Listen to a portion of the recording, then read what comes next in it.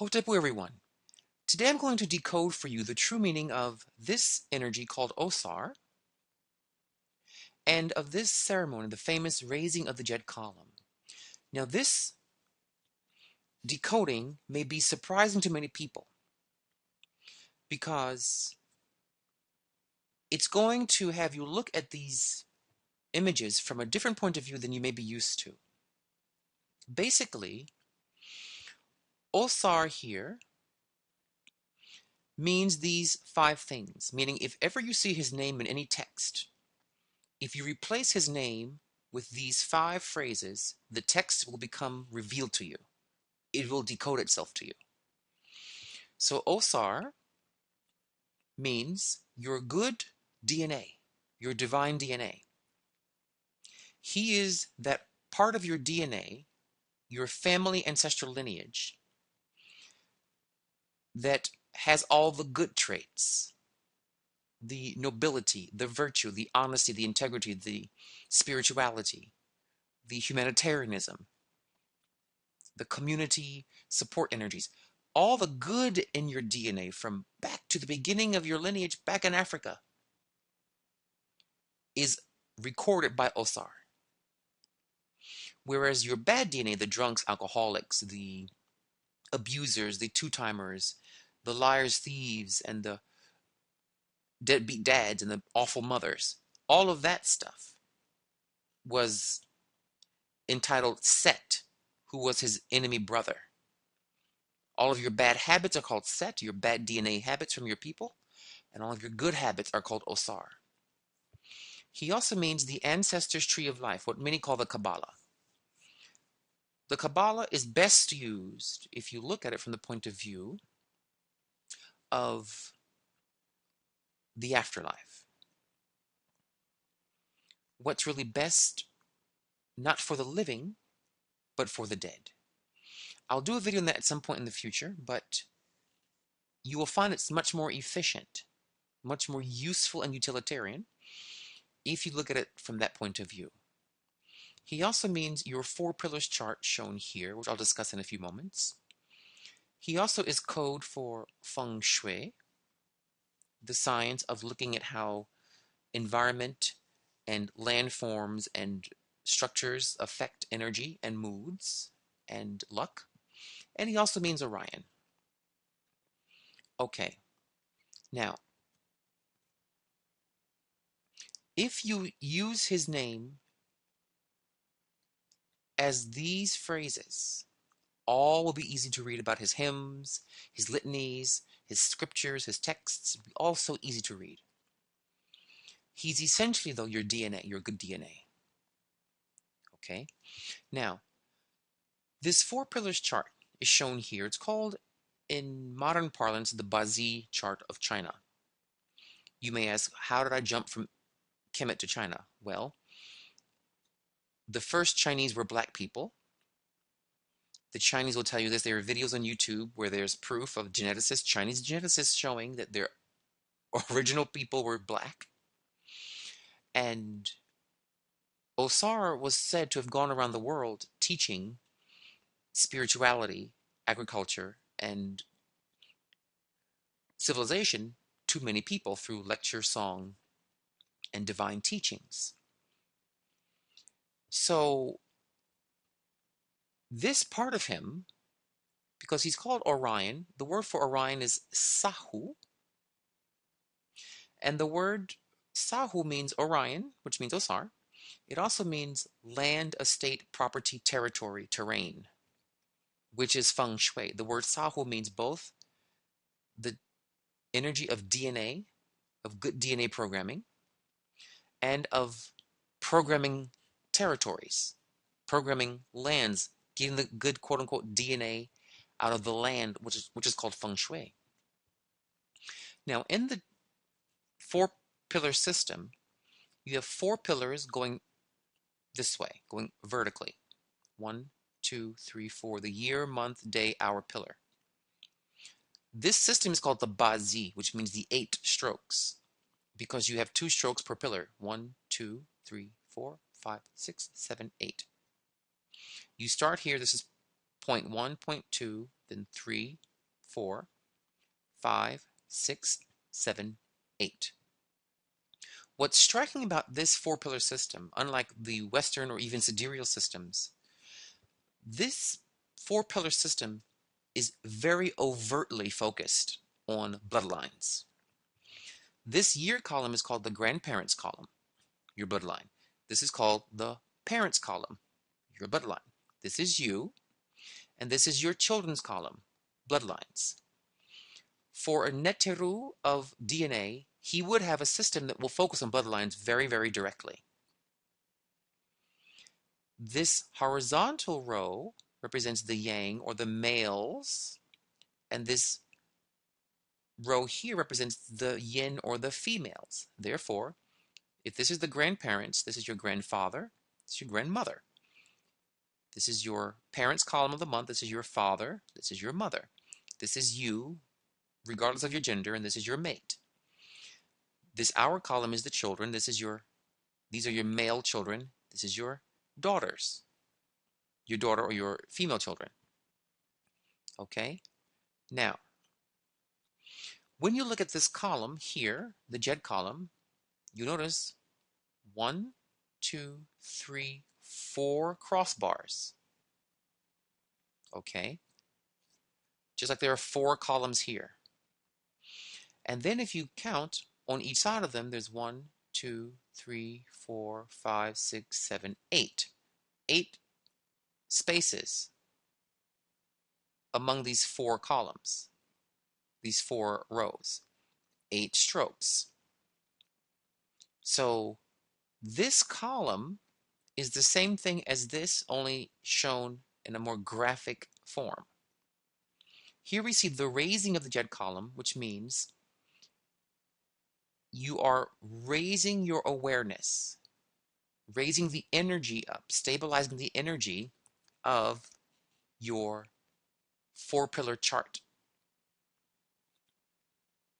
That's all it means. This act shows that the pharaoh here, symbolic of Heru, this is Ast, and this is Ausar, that he is perfecting, raising, elevating his Bazi chart. I said a mouthful there, which I can't really go into right now, because you do this through working with the Canopic Jars. There are 4 Canopic Jars in Egypt: Tuamutev, Kebsenuf, Imset, and Hapi. 4 columns, 4 Canopic Jars. The Canopic Jars are Osar's grandchildren. They're called the sons of Heru. Heru is Osar's son, therefore Heru's 4 Canopic Jar sons are Osar's grandchildren. Again, a strong conversation about lineage. Okay?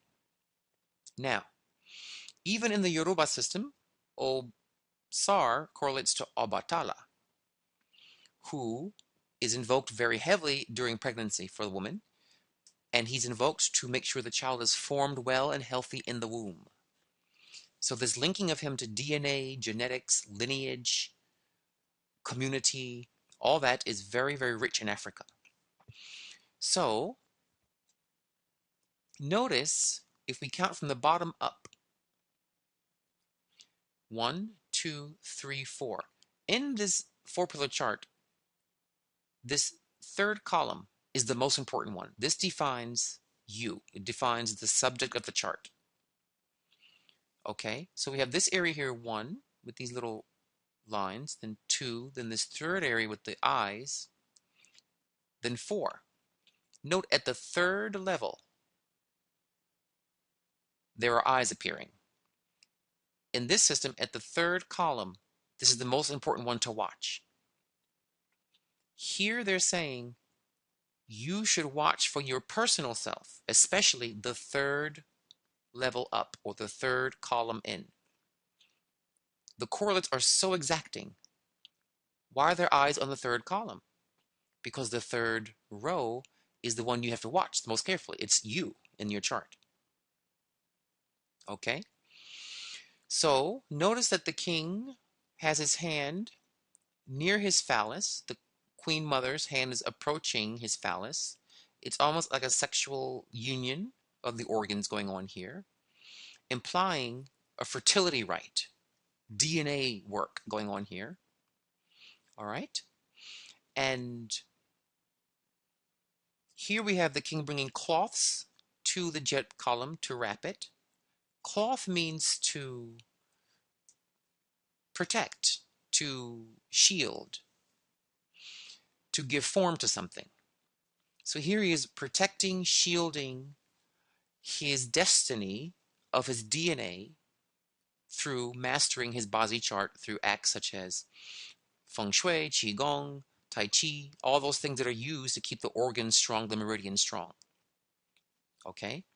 So, this idea of reincarnation is shown here, where you have these two kind of skins that are hanging to dry. These are called the skins of Set, and it's when you shed one body at one life and you reincarnate to a new one. This represents you're going to shed your body.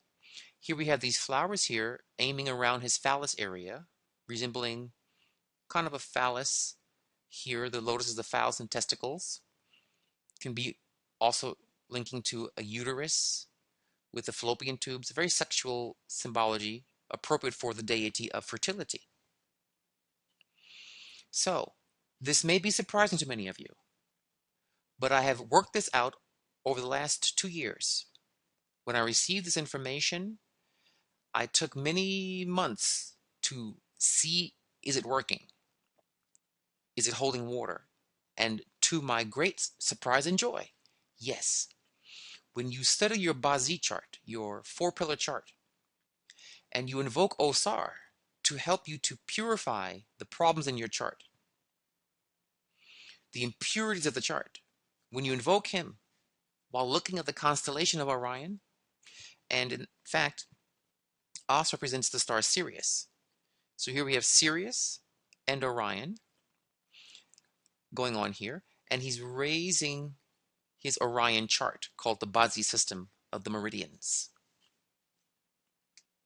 If you look at it that way, and you approach your Bazi chart, your 8-stroke chart, your 4 pillars chart, as an act of raising the Djed column, purifying your DNA, purifying your genetics, helping your grandfather and grandmother and your mother and father and your future children.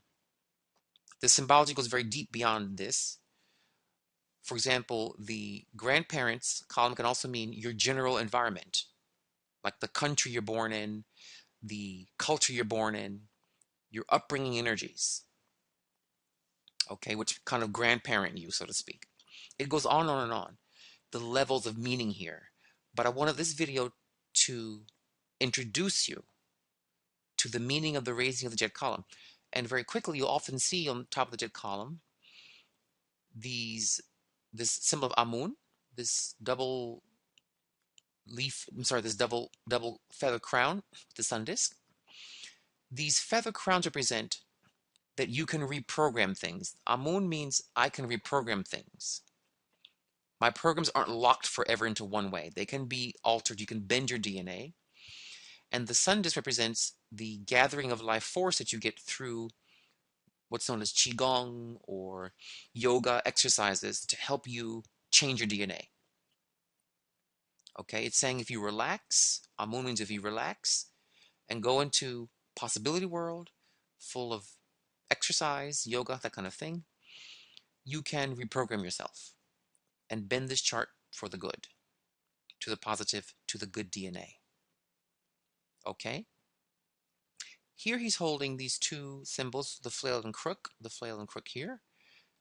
These are symbolic of what's called the conception and the governor vessels in the microcosmic orbit in meridian science. These two eyes are the two brain hemispheres. He's in the middle of the brain hemispheres, corresponding to the pineal pituitary system, and this part between the two brains, the kind of quiet part between the two. And there you have it. So this is a quick understanding of Ausar. Please, whenever you see his name, just replace it with these 5 sentences, these 5 phrases, and the text will mysteriously illuminate itself before you, and you'll know exactly what he's talking about, what the text is reading in you and in your life. May you raise your Djed column to heaven. Dwawend Hotepu.